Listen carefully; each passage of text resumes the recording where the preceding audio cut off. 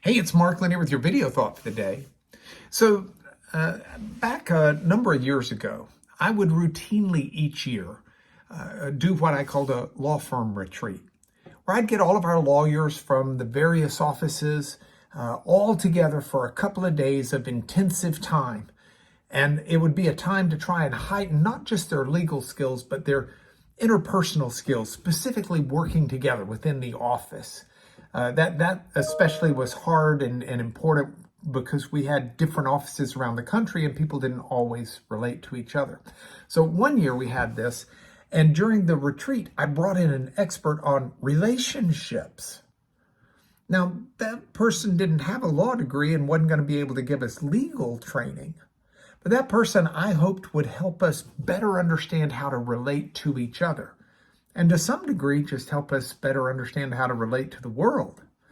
So one of the things that this expert did is he administered a personality test to everybody so that everybody could help identify what their basic personality was. Were they outgoing, introverted, comfortable talking to people, not comfortable?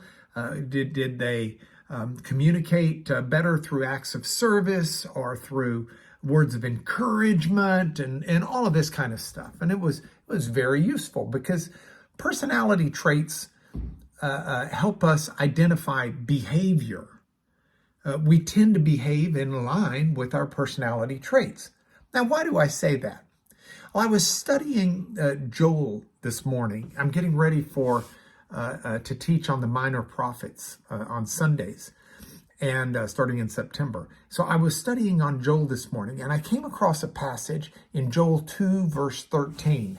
And it's actually so important that it's found also in Psalm 145:8, the same type languages.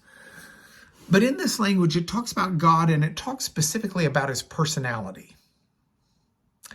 Joel 2:13 says to the people to return to the Lord your God because he is gracious and merciful. He's slow to anger and abounding in steadfast love. Now, I like the personality traits of God that are given here in Joel.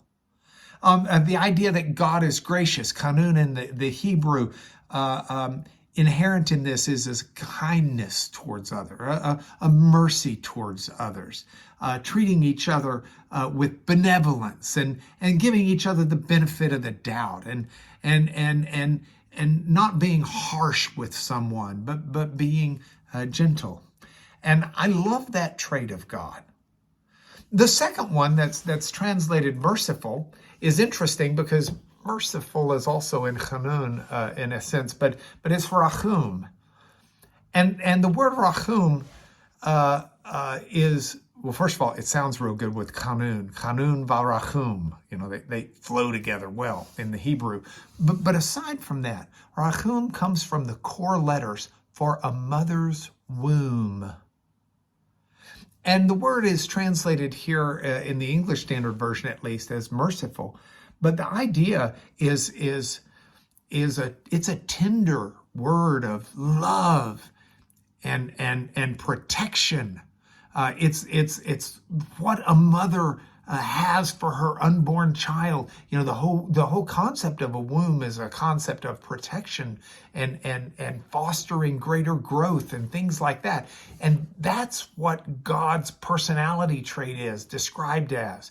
God's someone who has the tenderness of love and protection and that you would see with a mother in her womb. Then God is slow to anger.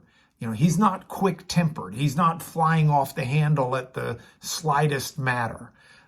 Instead, he's abounding in steadfast love, and that's the Hebrew word chesed, which is hard to translate into one English word. It's loyal, it's faithful to a covenant, it's a goodness and graciousness towards others in a relationship. In other words, God is someone who is kind, he's merciful, he cares for you with a mother's tenderest love for her child. And knowing that, I can face today. I know God will be loyal, he'll be steadfast, he'll be faithful, he'll be gracious, and that gives me a confidence today. Whatever comes my way, gives me a kick in my step. And I mean that in a positive way.